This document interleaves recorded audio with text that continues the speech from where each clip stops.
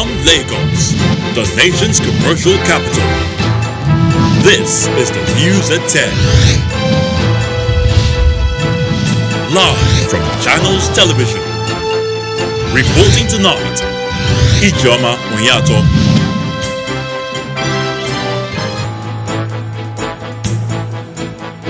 Hello and welcome. The plot thickens for MAGU as the panel set up to probe his tenure as EFCC acting chairman submits its report to President Buhari. President of the Senate Ahmed Lawan asked Nigerians to vote out lawmakers in 2023, including himself, if they perform below expectations. Members of Newspaper Vendors Association protest killing of colleague in Abuja as House Speaker Femi Gbajabiamila hands security aid to DSS for judicial action. And Pfizer and BioNTech file for emergency authorization in the United States for their COVID-19 vaccine. Plus we'll have business, sports, and later on news from our studios in London. On business news tonight, African Development Bank calls for increased industrial development for African economies as continent marks Industrialization Day. On sports news, Novak Djokovic downs Alexander Zverev in straight sets to reach the last four of the ATP Tour finals.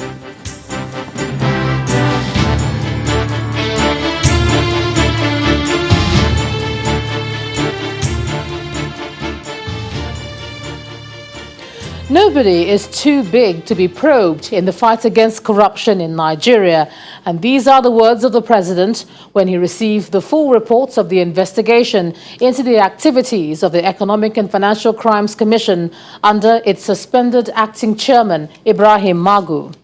The panel, headed by a retired justice and president of the appeal court, Ayo Salami, presented the reports contained in 4 boxes to President Muhammadu Buhari in the council chambers of the presidential villa after over 3 months of probe. The president frowned on the fact that an investigation had to be instituted to probe an anti-corruption agency such as the EFCC, which shows how deep-rooted the menace is in the country. Thank you very much. It is an investigation the nation has waited for its outcome for 138 days. 103 exhibits, over 100 oral testimonies, and a nationwide physical verification of fortified assets, culminating in 4 boxes of evidence. The report will determine the fate of Nigeria's suspended acting chairman of the country's foremost anti-corruption institution, the Economic and Financial Crimes Commission, EFCC, Mr. Ibrahim Magu, who has been in acting capacity since his appointment in November of 2015 following the Senate's repeated rejection of his nomination, after he was said to have been indicted for infractions by a report from the Department of State Services. Justice Ayo Salami, who headed the inquiry, is urging President Buhari to hire the next EFCC chairman from other agencies other than the police force. Permit me to say that for 4 successive chairmen of the EFCC from inception have been drawn from the police. Therefore, in appointing a new chairman of EFCC, consideration should be given to candidates from other law enforcement or security agencies and core staff of the EFCC as provided in the Economic and Financial Crimes Commission Establishment Act 2004. It is also important to point out that at the moment, there are 970 policemen, 114 drivers, 641 mobile policemen, and 215 operators are on secondment to the EFCC. Therefore, an exit plan for the disengagement of the police and other personnel within 2 years from now should be considered. This will address the issue of no promotion of core staff for over 9 years. For over 9 years, some of the core staff are stagnant at the same position, which is unhealthy and is creating some sort of rivalry between the police and the core staff of the EFCC. Your Excellency, our thinking here is that whoever you are appointing other than a core EFCC staff should be in transitional capacity of 2 years, during which period arrangement could be made for appointment of any of the core EFCC staff who had proven themselves commendable. National Crime Agency had commended them, and some other institutions of this nature have commended them. The probe has been a source of embarrassment to the Buhari-led administration, whose anti-corruption stance has been its most prominent feature. The stark reality of widespread corruption becomes poignant when allegations of corruption touches on the leadership of an institution set up by law to coordinate and enforce all economic and financial crimes laws. It is an abomination that strikes at the root and undermines the government's anti-corruption program. It was in response to the serious allegations against the Economic and Financial Crimes Commission that I set up a panel headed by the Honorable Justice Isa Ayo Salami, retired, President of the Court of Appeal, via an instrument dated 3rd July 2020, pursuant to the Tribunals of Inquiry Act, Caption T21, Laws of Federal Republic of Nigeria, 2004. The panel, under its establishing instrument in terms of reference, was mandated to probe the agency and its finances from 2015-2020 and submit its report with appropriate recommendations concerning any person, authority, or organization investigated, including any administrative or judicial measures that may be taken to recover misappropriated funds and assets. We recognize that there are more grounds to cover in the war against corruption, and we are prepared to go out to possess those lands by cutting off any stream that nourishes the seed of corruption and supports its growth. Let it be known that in the fight against corruption, no one is too big to tackle, as no individual is bigger than the Nigerian state. The details of this report have not been made public. However, the actions of the Buhari administration in the next few days will be watched very closely by the public as they await the verdict on a man who once took an oath to rid the nation of corruption. From the State House in Abuja, Kayla Magwa, Channels Television News. MAGU's journey to suspension and probe has been over 100 days, and here's the timeline. The letter of instruments for his probe was signed by President Muhammadu Buhari on July the 3rd, 2020, and a panel named a commission of inquiry to look into the alleged mismanagement of recovered assets against Mr. MAGU. The suspended EFCC boss was arrested on Monday, July the 6th, 2020, and taken before the panel, while the letter of invitation was made available to him on Saturday, August the 8th. The panel sat for over 60 days before Mr. MAGU was served a copy of the 22-point allegations leveled against him by the Attorney General of the Federation and Minister of Justice, Abubakar Malami. After exhausting the earlier 45 days given to the panel to conclude the probe, the President extended the period of sitting following a request by the panel for a further 6-week extension that elapsed on October the 3rd before the submission of the report today, November the 20th, 2020. Meanwhile, the embattled acting chairman of the Economic and Financial Crimes Commission, Ibrahim MAGU, has been reacting to the report of the Justice Ayo Salami Investigative Judicial Panel, insisting that he'll be vindicated at the end of the day. A statement signed by his lawyer, Wahab Shitu, says the EFCC is a law enforcement agency and separating the police from the agency is anti-law enforcement. It urged the president to make an informed decision and do the needful on the outcome of the report. The statement adds that Mr. MAGU remains incorruptible and his stellar achievements in the EFCC are unprecedented in the history of the Commission.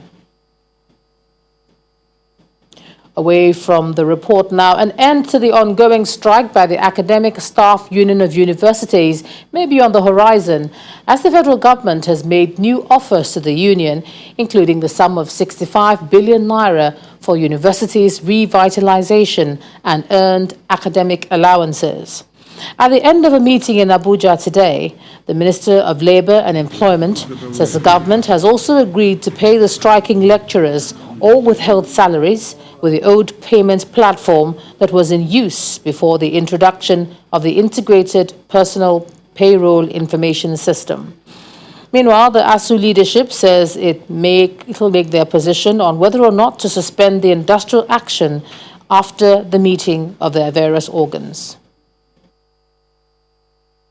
Overall, we have held very fruitful discussions, and government moved from their initial 20 billion for revitalization fund and 30 billion payable now for earned allowances in the university system.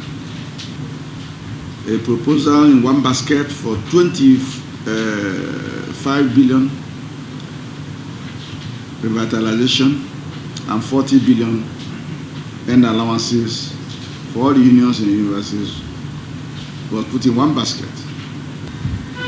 Office of the Accountant General of the Federation and the University, NUC, and the Vice Chancellors had to work together to make sure that the withheld salaries, when approved, is paid through the old method, the old platform. Government has given us some new offers.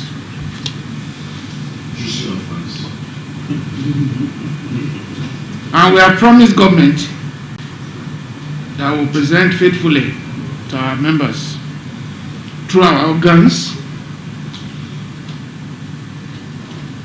and report back to government. In the meantime, the Law Student Association of Nigeria has filed a suit against the Academic Staff Union of Universities, challenging the prolonged strike, which has paralyzed the nation's education system for almost 8 months.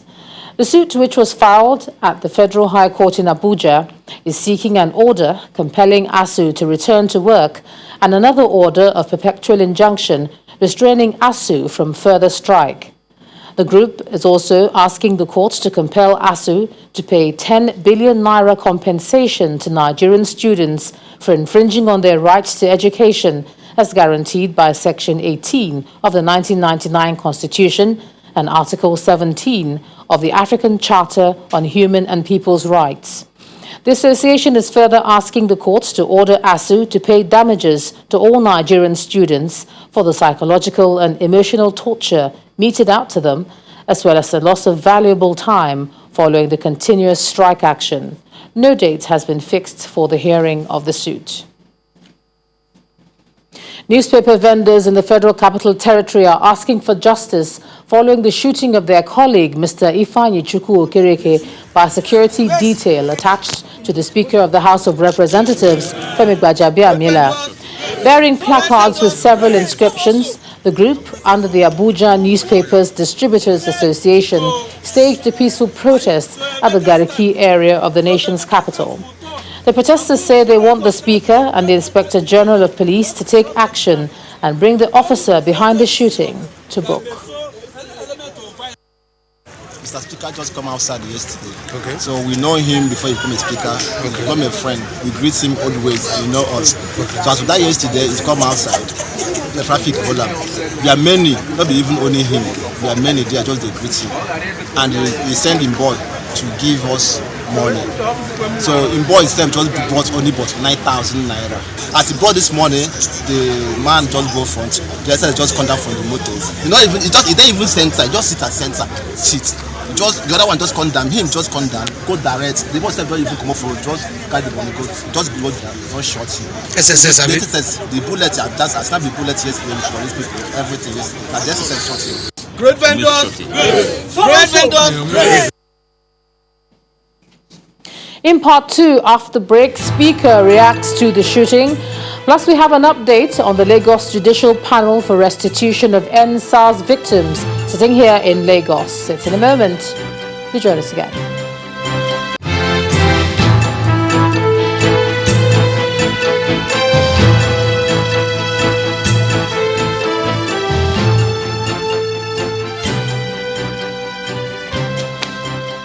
Welcome back. If you've just joined us, you're watching the news at 10 on Channels Television, coming to you live from Lagos. A reminder of our top stories. The cloud darkens for MAGU as the panel set up to probe his tenure as EFCC acting chairman submits its report to President Buhari. President of the Senate, Ahmed Lawan, asked Nigerians to vote out lawmakers in 2023, including himself, if they perform below expectations. Members of Newspaper Vendors Association protest killing of colleague in Abuja as House Speaker Femi Gbajabiamila hands security aid to DSS for judicial action. And Pfizer and BioNTech file for emergency authorization in the United States for their COVID-19 vaccine.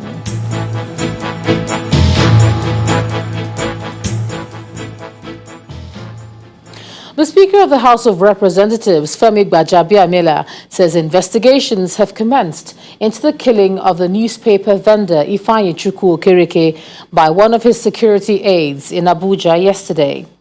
The Speaker, who confirmed the shooting in a statement, says he is condoled with the family of Ifeanyi Chukwu and plans to meet with his parents when they arrive in Abuja, while promising to support his wife and the immediate family he's left behind. He says, "I have handed over the security operative, Abdullahi Hassan, to the Department of State Security for investigation and appropriate administrative and judicial action. In the interim, he has been suspended from the convoy."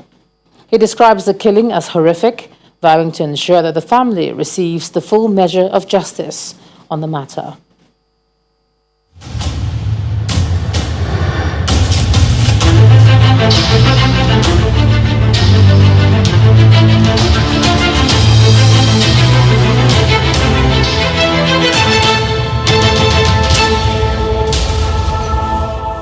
The Lagos State Judicial Panel on Restitution for Victims of SARS-related abuses today frowned on attempts by the police to continue to stall its proceedings. The chairman of the panel, Justice Doris Okuwobi, warned that it will not continue to indulge the police by granting adjournments at their instance if they fail to bring their officers to testify in the petitions filed against them. Our judiciary correspondent, Shola Shoyele, reports. At the last proceedings of the panel on the first petition, a 34-year-old trader, Ndukwe Ekekwe, had narrated the harrowing details of how he broke his spine sometime in 2018 when some policemen attached to the Special Anti-Robbery Squad SARS threw him off a 2-story shopping complex at Alaba Market in the Ojo area of Lagos. As a result of that incident, the petitioner said he ended up in this wheelchair. Today's proceedings was for the police to cross-examine him and to put in their own side of the story.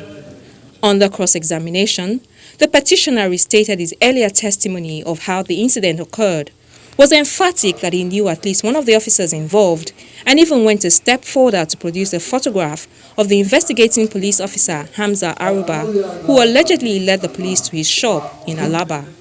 He also supplied the officer's telephone number. With no objections from the parties before the panel, the picture was admitted in evidence as an exhibit. The police counsel, Emmanuel Eze, requested a brief break at this point. The expectation was that upon resumption, the police officer mentioned by the petitioner or any of the officers involved in the matter would be called to testify and put in their side of the story. But this did not happen. The council instead asked for a short adjournment. Following objections raised by the council to the Lagos State Government Olukayode Enito SAN on the propriety of granting the adjournment, the police council explained that with the disbandment of SARS, it had become difficult to get the police officers accused of committing the alleged human rights abuses against the petitioner. He also said that the number supplied by the petitioner could not be reached.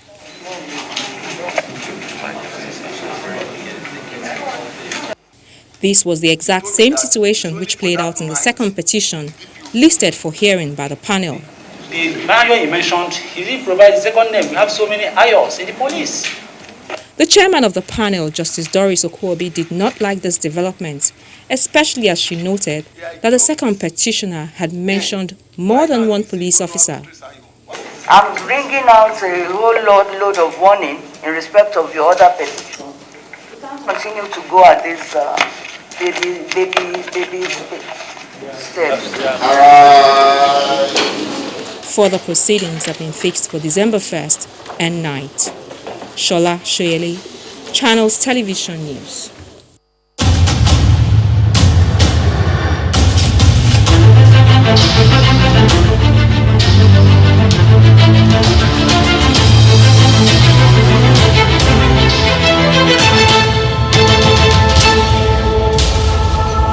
To party politics now. The Ebonyi State Governor Dave Umahi has been reacting to the criticism of his defection to the All Progressives Congress, especially those from his River State counterpart, Governor Nyesom Wike, and the People's Democratic Party.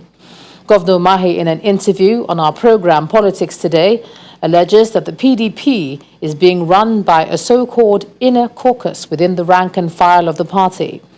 The latest APC convert insists there is no future for the Southeast in the PDP. The point is that nobody has been able to address the two grievances, upon which I opted to leave. I didn't just say, if you don't do it today, I'll leave today. So why are they going it round and round? Why have they convocated Met the other day? They didn't talk about these two grievances. And so who is deceiving who? I'm not like a man that says he will not talk to a madman using a merchant following him at the back until he looks for his head and he doesn't see it. So I'm not like that. I have the spirit of discernment. So I've seen that there is no future for Southeast in PDP, and I decided to protest. It's just as simple as that. Many governors of PDP are not happy with the way the party is built on. Even in PDP Governors Forum, there are caucus there. And it shouldn't be. It has never happened in PDP. I was deputy governor and I used to attend meetings to represent my boss. It never happened. And I think that the problem of the party starts with some people feeling that they are more of a PDP than others. And some people dictating what happens in other states where we have sitting governors. And it shouldn't be. Where they are afraid of a fellow governor is discussed in another state. And I think it's wrong. The President of the Senate, Ahmed Lawan, is asking Nigerians to vote out current federal lawmakers, including himself, in 2023, if not satisfied with their performance in office.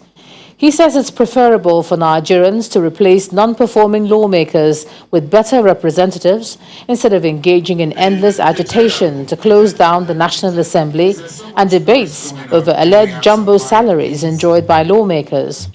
Senator Lawan made these remarks as he declared open a retreat organized for top management staff of the National Assembly in Abuja. According to him, the current budgetary allocation of the National Assembly in 2021, which is 125 billion naira, is less than 1% of Nigeria's total budget of 13 trillion naira. Senator Lawan also reveals that the National Assembly is working to ensure the passage of the 2021 budget by the second week of December 2020 and conclude work on the proposed constitutional amendment and review of the Electoral Act in 2021. The National Universities Commission is pledging its commitment to ensure the full and faithful implementation of the terms of agreement reached by governors of Oyo and Osun states over the Ladoke Akintola University of Science and Technology. Addressing a news conference in Abuja on the dissolution of the joint partnership agreement between Oyo and Osun states, The Executive Secretary of the NUC, Professor Abubakar Rashid, applauds the state government for giving legal effect to the transfer of LAUTECH to Oyo State Government and the College of Health Sciences, Osogbo, to the Government of Osun State. Professor Rashid adds that with the dissolution of the Joint Partnership Agreement, the Ladoke Akintola University of Science and Technology will regain its pride of place as a frontline university in the country. To security now, and 9 police officers who went missing on November the 8th between Kankara town and Sheme in Katsina State have been rescued by the Nigeria police. The officers, all assistant superintendents of police, were on their way to Gusau in Zamfara State from Maiduguri, traveling in a commercial bus at night alongside other private citizens when they came under attack by armed men suspected to be bandits. In a statement, the police spokesperson, Frank Mba, explains that 2 of the officers are currently receiving medical attention in hospital, while the remaining 7 are being debriefed. It adds that the total number of officers involved in the incident is 9 and not 12, as reported in some sections of the media.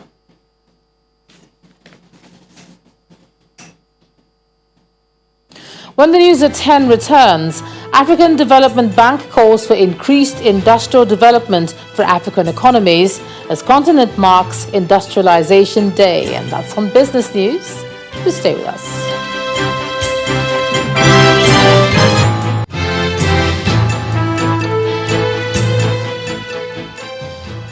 Welcome back to the news at 10. The police in Rivers State have confirmed the kidnap and killing of a former Rivers State chairman of the Nigerian Union of Petroleum and Natural Gas Workers, Ebenezer Ama. Mr. Ama was reportedly kidnapped by gunmen who trailed him to his residence along Precious Chukwu Street in Obiakpo local government area of the state while he was driving into his house on Wednesday night. The gunmen reportedly blocked his vehicle, dragged him out, and took him away to an unknown destination. The spokesperson of the Rivers State Command, Nnamdi Omoni, says his vehicle was recovered the same day, while his lifeless body was found at the Peter Odili Road on Thursday. February 2022, and that's the expected date for the completion of the second Niger Bridge by the Minister of Works and Housing, Babatunde Fashola, to Julius Berger, the firm handling the project. The ultimatum was issued at a town hall meeting in Anambra State, where the state governor, Willie Obiano, called for improved local content to boost the economy. Governor Willie Obiano arrives at the venue of the town hall meeting at the Asaba axis of the second Niger Bridge project site, and he is received by the senior members of the contracting firm handling the project, Julius Berger. After pleasantries are exchanged with traditional rulers, the meeting appears set. The presence of the Minister of Works and Housing, Babatunde Fashola, adds more bite to the occasion. The meeting is for the contracting firm to give updates on the construction. The Managing Director, Mr. Lars Pitcher, speaks on the scope of work. There are several critical components to consider, including the planning, logistics and safety considerations of working over water with varying water levels. Even more challenging is the construction on land for the 10.3 kilometers of road within Phase 1. The chosen right of way for the roads was carefully considered to ensure a minimal impact on the citizen and urban development. Members of the host communities bear their minds on their concerns and worries. We sincerely implore you to use your good offices to consider the importance and necessity of the requested access road, because if it is not done, it will create hardship instead of development it is meant for the host communities. The Minister of Works and Housing reveals what the project is costing the federal government. This project is a 414 billion naira project. And I'd like to say that again, 414 billion naira so far. The bridge on its own is 206 billion. The roads 2A and 2B, which His Royal Majesty has mentioned, will cost a combined 208 billion naira. The economic potential of the project should be harnessed by the local communities and benefiting states, as Governor Willie Obiano stresses the need for collaboration. The multiplier effect of the construction is already magnified. You know, materials are purchased locally where necessary. You can see the quantum of diesel required. They are not going to get the diesel from Abuja. They are going to buy it from either Delta or Anambra. And money will be circulating. The event is rounded off with an inspection visit to Zik Museum in Onitsha, which upon completion should be an attractive boost for tourism, further emphasizing the importance of the second Niger Bridge. To some company news now, the Dangote Group says it will leverage on research to improve the capacity of its employees and boost job creation in the country as it pledges stronger partnership with the relevant institutions for the advancement of indigenous technology and national development. The group's Executive Director of Government Relations, Ahmed Mansour, gave the assurance to the Steering Committee on Research and Development of the Tertiary Education Trust Fund during a study tour of Dangote projects in Ibeju-Lekki, Lagos State. Thank you very much, sir. A delegation of TED Fund's Committee on Research and Development, comprising top academics and researchers, is led on the tour by the Executive Secretary of the body, Professor Suleiman Bogoro. The visit begins from the Dangote pipeline threshold, capable of managing over 3 billion standard cubic feet of gas per day. Dimension is 8 kilometers by 8 kilometers, something like that. From there, the team moves to the jetty, built to receive heavy equipment for the construction of the refinery and other projects. These are what we call single-point moorings. Each of these can carry 2 million barrels of oil. That means we have built this future ready for business. Anything that happens in this business over the next 30 years will be taken care of by the refinery. Hats off to the vision of my president. The tour continues despite the rain. The visitors are driven around the industrial complex to see other projects, including the fertilizer plant and the refinery. Besides understanding how technology is applied in these facilities, the visit will facilitate a strong collaboration of the government, the academia, and the industry to ensure that results of university research are useful and applied in the industry. We produce graduates in various disciplines, but we must ensure that we create the environment to take up these young graduates that have ideas, many of them that are so versatile, they will apply them beyond their narrow areas. What Dangote will be providing in this regard is helping academia, helping universities to say this is the kind of training we expect you to give to our graduates, so that when they come here, we don't have to put them through another 1 year or 2 years of training before they become useful employees. The Dangote refinery project is expected to generate over 250,000 direct and indirect jobs for Nigerians when completed. Both parties believe that the collaboration will ensure that Nigerian graduates are equipped with the skill set to immediately fit into the industry upon employment. Choice International Group, distributors of GAC motors branded in Nigeria, has launched 2 new models, the GS3 and the GA4. The GA4 falls in the sedan category, while the GS3 is a subcompact crossover SUV. The formal event in Lagos was both virtual and physical. Excellence, innovation, style and performance is what Choice International Group, distributors of the GAC car brand in Nigeria, is celebrating. It's the formal launch of the GS3 and GA4 2020 model, and dignitaries from government, sports and Nollywood are present. Also joining the physical ceremony is an online community.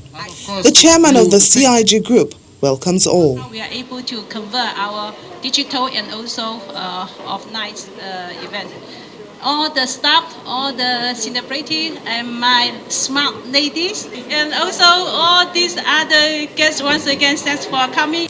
The Lagos State government is a big customer of the GSE brand, and on this occasion, there is a goodwill message from the corridors of power. This trust can be seen in the purchase of GSE vehicles as the official vehicles for our executive council members in Lagos State and some of our special advisors in the state. And recently, we bought the GS8 for our judges in Lagos. 5. Then it's time to see the GS3 and GA4. 2 and 1.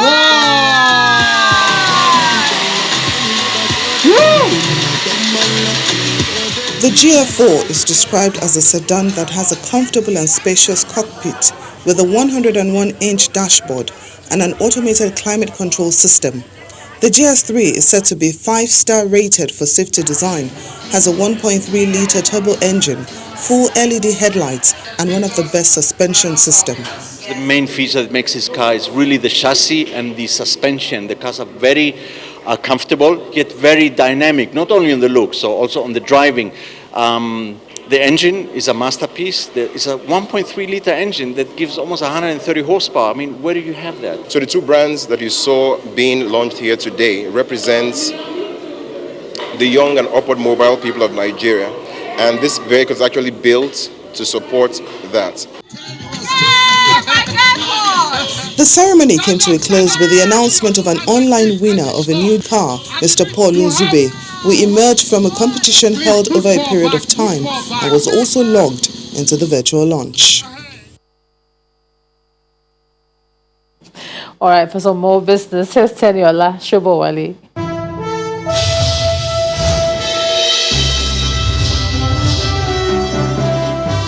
Thanks a lot, Ijeoma. Welcome to Business News. The African Development Bank has called for faster industrial development to transform African economies and match the Free Trade Area Treaty as the continent marks this year's Industrialization Day.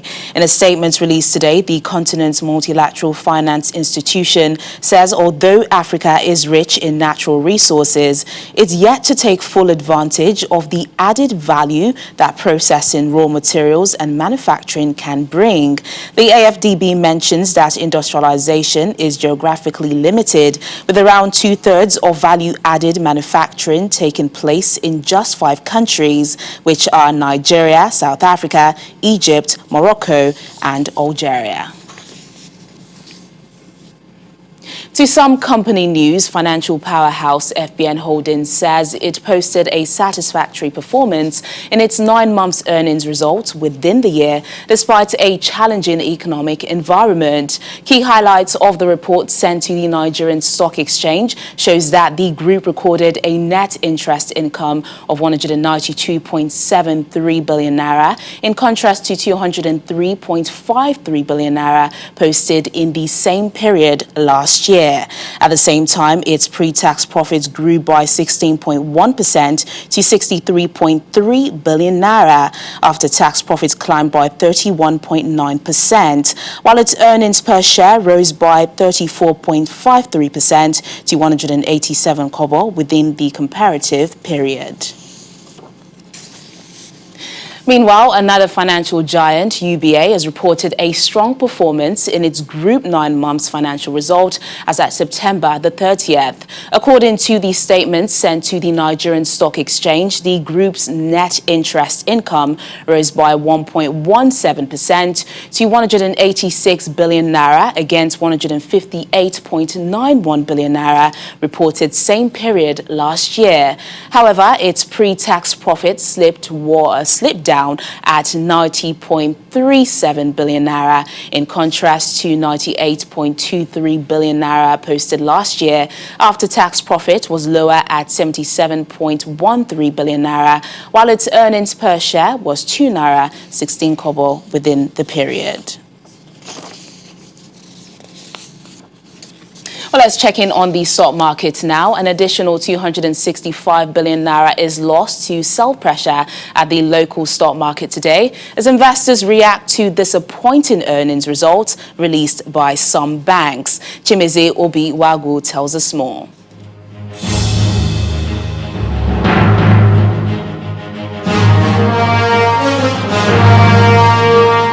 Thanks, Tenny, and welcome to the Stock Market Report. Profit takers are still having a field day, perhaps to have something to spend for the weekend. It's a sea of red on the sector chart, with bellwether stocks taking a beating. The three cement giants, Dangote Cement, ABUIA Cement, and Lafarge Wapco, got serious haircut. MTN Nigeria was not spared either. For the banking sector, we've seen a number of the Tier 1 banks report their earnings, and it's been a mixed one. FBNH, Zenith Bank, and UBA reported today. We had the likes of Access Bank and GT Bank report on Thursday. While FBNH, Zenith Bank, and Access Bank looked impressive, GT Bank and UBA weren't all that impressive. And today, most of the banking stocks were in the red.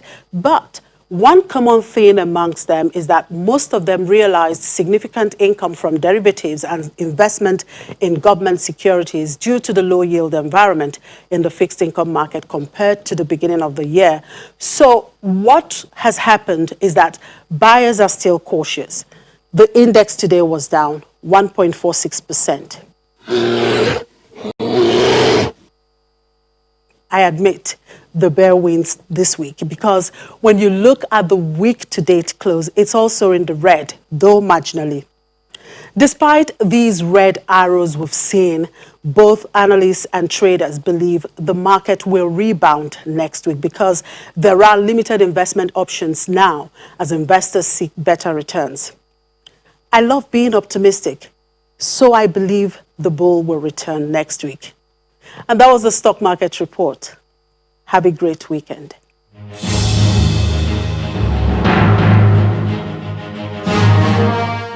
And that's Business News Tonight. I'm Teniola Shuboale. Back to you, Ijeoma. Thanks a lot, Teniola. Still ahead on the news at 10, Pfizer and BioNTech file for emergency authorization in the United States for their COVID-19 vaccine. And more stories from our London studio in Around the World in 5. Do join us again.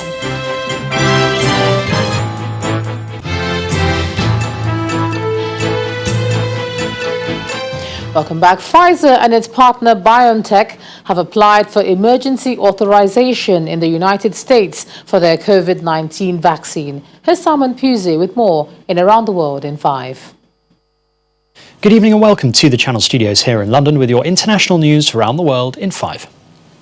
US President-elect Joe Biden's victory in Georgia has been confirmed by a recount as legal efforts by Donald Trump's allies to challenge his defeat were dismissed in 3 states. The Vice President-elect denies this. The Democrat beat his Republican rival in Georgia by 12,284 votes. That's according to the audit required by state law.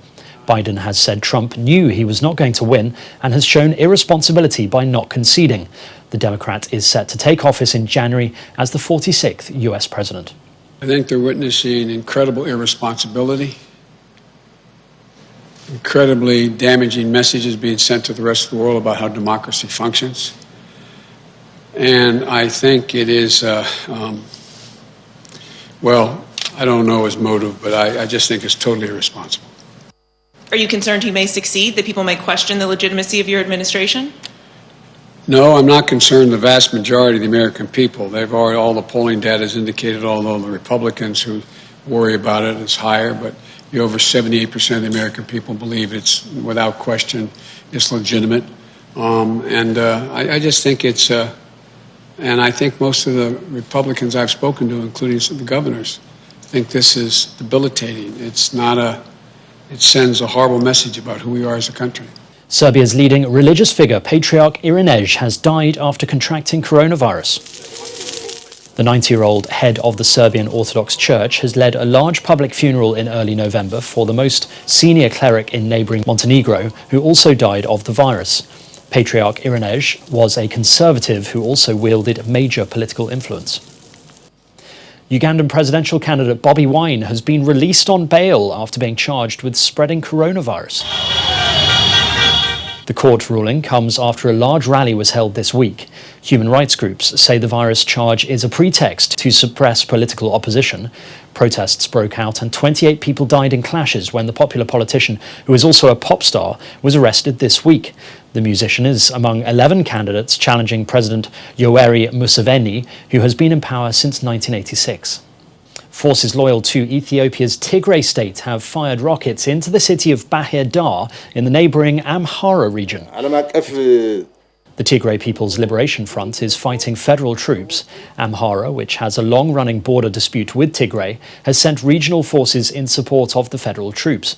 Hundreds have died in the conflict in Tigray since the beginning of November, and more than 30,000 people have crossed the border from Ethiopia into Sudan. A large column of Azerbaijani armoured vehicles has been seen in the Agdam region of Nagorno-Karabakh, and some of the military hardware was seen driving under Turkish flags. Self-proclaimed Nagorno-Karabakh Republic is prepared to hand over territory to Azerbaijan under a Russia-brokered peace deal that followed 6 weeks of fighting between ethnic Armenian forces and Azeri troops over the enclave of Nagorno-Karabakh and surrounding areas. The province is internationally recognized as part of Azerbaijan, but is controlled by ethnic Armenians. And finally, Britain's Queen Elizabeth and Prince Philip have celebrated their 73rd wedding anniversary with a new photo of the pair. 94-year-old Elizabeth and 99-year-old Philip married in London's Westminster Abbey on November the 20th, 1947, just 2 years after the end of World War II. To mark their anniversary, Buckingham Palace released this photograph of a smiling monarch and her husband looking at a card made by her great-grandchildren, Prince George, Prince Charlotte and Prince Louis, alongside other cards and letters from well-wishers. And that's your international news around the world in 5. Now back to the Channel studios in Lagos.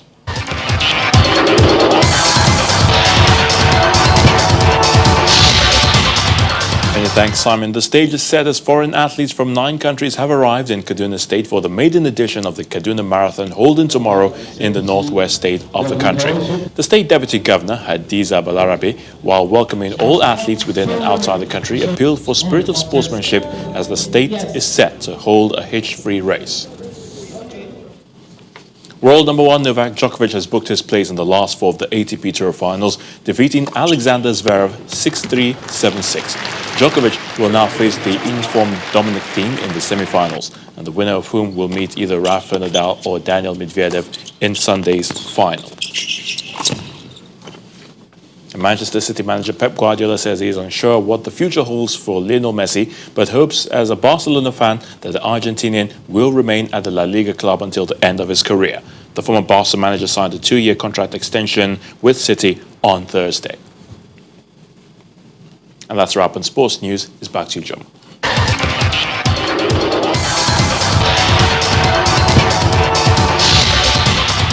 Thank you, Ayotunde. And the main news again. The cloud darkened today for Ibrahim MAGU as the panel set up to probe his tenure as EFCC acting chairman submitted its report to President Muhammadu Buhari. That's the news at 10 tonight. Thanks for staying with us. I'm Ijoma Unyato. Have a good weekend. Stay safe while you do that. Good night.